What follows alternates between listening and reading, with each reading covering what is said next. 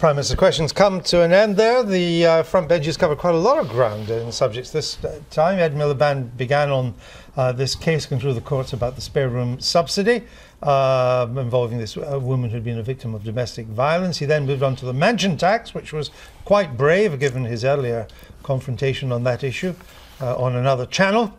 And then moved on to the NHS, where the Leader of the Opposition claimed that the government was missing not just its A&E targets, but its cancer targets as well. And he quoted from cancer research. So not often we get in PMQs 3 different subjects covered by the Leader of the Opposition and the front bench, but that's what happened today. We'll hear what our experts thought of that in a minute, but first we're going to hear what you thought of it. Not that you're not expert, obviously, as well. He said, trying to... I was going to say, cover yourself there, right, yes. Well done. Unsuccessfully. Foot out of mouth. They weren't impressed, our viewers, by the level of debate. Not on the subjects per se, but certainly didn't enjoy the debate itself. John Gordon. In December 2005, David Cameron said on becoming Tory leader, "I'm fed up with the Punch and Judy politics of Westminster, the name-calling, backbiting, point-scoring, finger-pointing. What happened to make him change his mind?" This from Joe. "It's absolutely shocking, the behaviour of so-called honourable people who are meant to stand for us, but can't give the respect to each other to ask or answer a question without shouting and blasting at each other." On the subjects themselves, Michael Monroe said, "Good question by Ed Moribund. Why does the government push the oppression of poor people but doesn't support the mansion tax? I, by the way, don't support either. No more taxes." And this from Ricky in Newcastle. "Can someone on the panel today explain why it would be such a bad thing to go down the route that we could take out some private health insurance against future treatment? We can't go on with this free-for-all system that we have at the moment." OK, thanks, Joan. While we're on air, it's been revealed that RAF aircraft have been involved in a major coalition airstrike on an extensive IS complex of bunkers and tunnels in the rural areas some 30 kilometres northwest of Kirkuk. This is an operation that is providing direct support to the Kurdish forces fighting IS in that area. Nick, let's come back to domestic politics. We were talking earlier about how UKIP had got itself into some trouble on various issues. But I would suggest to you that the one thing UKIP continues to do is, when it comes to immigration, it's creating the weather. And the two main, what we used to call anyway, the two main parties, they struggle to get 30% in the polls these days, are rushing to try and catch up. Absolutely. It felt like Hamlet without the prince today, didn't it? In the sense of the endless references to Rochester, and the party that all the polls say is going to win were not represented at PMQs. They have, of course, now got one MP, and they expect to have a second one on Friday after that by-election. But as you say, on the issue specifically of immigration, we know that the Prime Minister is waiting to give this speech sometime in December, and there's been endless talk about what might be in it. And then yesterday we saw Yvette Cooper and Rachel Reeves for Labour really running to make up lost ground after immigration was one of the other subjects, as well as the deficit, that Ed Miliband didn't mention in his conference speech. So there is a sense, yes, that they're trying to do it. The question is, once it's scrutinised, once people look at what UKIP are saying on immigration, will they like it? Will they vote for it?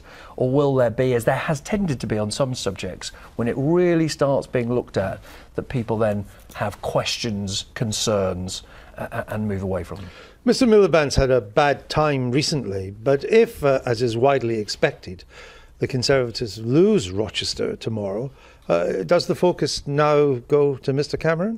It does, and I think one of the effects of both those big parties being at 30 or thereabouts means that one of the rules of British politics has been broken once and for all. It is no longer the case that a bad week for one is a good week for the other. They can both have miserable weeks, and it is quite possible that David Cameron will have a very difficult time if the Tories lose Rochester, as the polls suggest they will, if people are not satisfied in his own party when he eventually gives that immigration speech.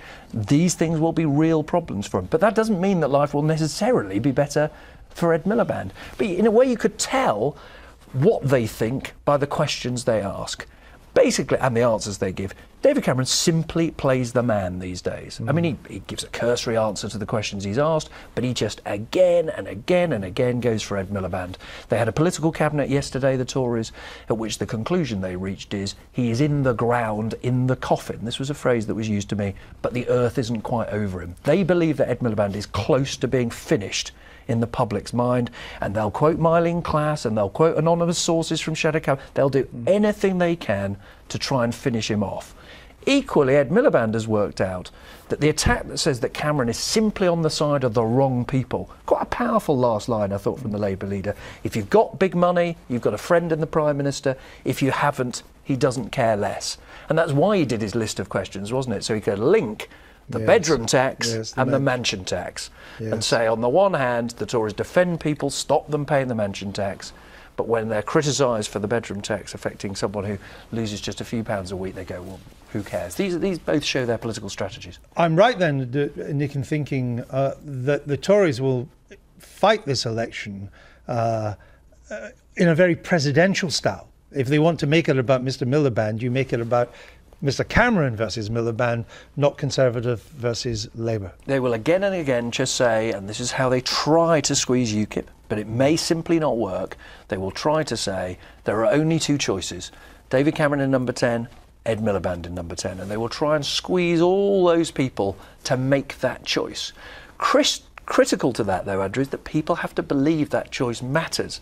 And one of the really worrying pieces of polling for our two guests, forgive me, but the representatives of those two big parties, recently came out, from memory, forgive me, I don't have the exact stat, but I think it was 57% of voters said they simply didn't believe it made any difference to them or their family whether Labour were running number 10 or the Tories were running number 10. If that's the case, if there's a large number of people who really believe that, they'll carry on voting for UKIP, they might vote for the SNP, they might vote Green, and all sorts of other smaller parties, Respect, Plaid in Wales, etc., etc. And these guys will try to force the issue, and people will say, they'll shrug, say, makes no difference. Are you two on your way out? Well, look, I think I don't mean personally, I mean your parties. One thing I will agree with is the most frustrating and worrying thing when you knock on someone's door is not necessarily if they tell you they're going to vote for the other party or one of the other parties, is when they say you're all the same. Because actually, if you look at our policies, they're very different. And so that is one of the most frustrating things about, you know, doing the campaigning and what have you. Why do you think, if it's not true, as you clearly don't think it's true, why do you think people think that? I think there is a lack of trust in mainstream politics, and it's something that we've got to fight against. And I think, unfortunately, the MP's expenses scandal looms large. And I also think, frankly, when any politician breaks a promise, or is it caught doing something wrong? You think it hits everybody? It hits everybody. And actually, Nick Clegg's volte-face on lots of his policies, I won't have a particular go at him because we haven't got Lib Dem here, but I think that coalition building has been difficult for British politics generally, because it means people have to go back on what they said at elections very clearly, and Nick Clegg's been the clearest example of that, and I think that doesn't help either for anybody in terms of breaking promises. When you look at the rise of the SNP in Scotland, particularly since the referendum, the rise of UKIP in recent by-elections and the European votes, and both Labour and Conservatives struggling to kind of grasp 32 or 33% of the vote, and there's only 1 or 2 points that ever separates you one way or the other. Do you sometimes wonder if we're not on the brink of a sea change in British politics come this election? Well, I certainly think that the rise of different parties is very good for democracy, actually. I mean, I take what's being said about people say, well, you're all the same. So it's actually very healthy for democracy to see more people taking a stance on different issues. And I also agree that it's making the traditional big parties focus more on issues that perhaps they didn't focus enough on in the past. So in a sense, it's actually good for democracy. But what we have to do, I think Emma and I would both agree, is we've got to make very clear, first of all, government is very hard. It's very easy if you're a party that's not going to be in government to make all sorts of promises and put one thing on this piece of literature and something else in front of a camera and so on, because you're never going to have to prove that you can do it. Whereas for us, we have to be incredibly cautious that we only promise what we know we can do or what we believe we can deliver. What do you mean, like cutting immigration to well, you know, that remains our objective. That does remain our objective. There's nothing wrong with having an objective. Yeah, but there's nothing wrong with having an objective that says we understand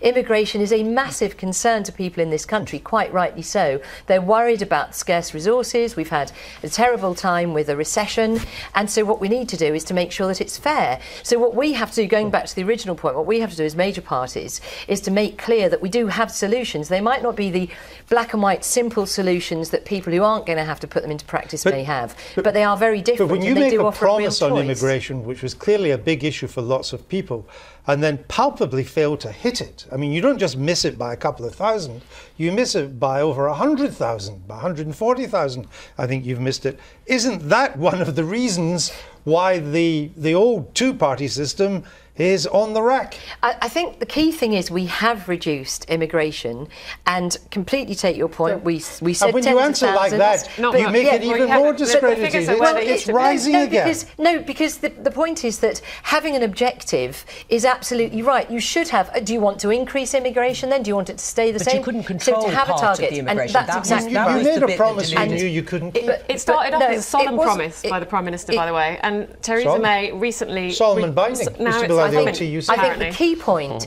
is that the Prime Minister is renegotiating the whole free movement issue. And let's face it, it's not just a problem in the UK, it's a problem right across the EU. We know all that, but you knew all that when you made the promise. Are you worried, because we've got to move on, are you worried that there are substantially more people in Scotland now believe in the Loch Ness Monster than have confidence in Ed Miliband?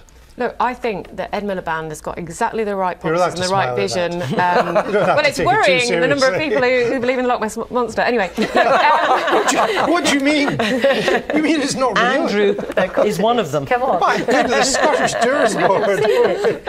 I'll let you ponder that. Have I made a faux pas? You've made a faux pas. It's like, next thing you'll be telling us Santa's not real, and I'm sorry, we won't have that. It's daytime television. You go too far on this programme, Emma Reynolds. Final thought. Final thought was, I thought it was very striking that David Cameron said, on Friday he said, trying to talk Ed Miliband, my backbenchers will still be cheering you. Clear implication is they won't still be cheering him as Prime Minister. Very interesting. In other words, he has prepared the way for the fact that he thinks the Tories are going to lose and that Farage will have a second MP. And the question you'll be asking me next Wednesday, I don't think we'll have an answer by then, because I think this may take time, is how many other Tories will be sitting there thinking, should we jump? Should we make the move? Are you going to Rochester tomorrow night? Of course. So you won't be next Wednesday, you'll be talking to me tomorrow night, live on BBC One. I certainly will. To the wee small hours of the morning. Lucky old you. All right. We know how to live. Just because you'll be at Annabelle's. You know how to live. She'll be at Annabelle's, we'll be working. That's how it works. If only.